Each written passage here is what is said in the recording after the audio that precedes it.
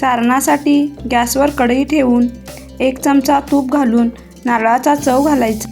नंतर त्यामध्ये 1.5 वाटी गूळ घालायचा. खसखस कोरडी भाजून घ्यायची. भाजलेली खसखस सारणावर टाकून घ्यायची.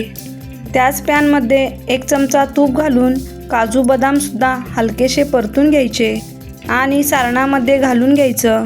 पाव चमचा वेलची पूड घालायची. थोडीशी जायफळ किसून घालायची. करंजीचं सारण तयार झालं आहे. मळलेल्या पिठातील एक छोटा गोळा घेऊन पारी लाटून घ्यायची. लाटलेली पारी करंजीच्या साच्यावर ठेवून 1 चमचा सारण घालून घ्यायचं. करंजीच्या साईडच्या बाजूनी दूध लावून घ्यायचं.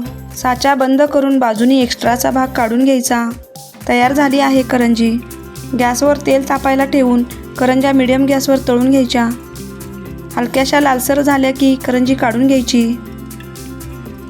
मस्त तयार झाली आहे ओल्या नारळाची करंजी.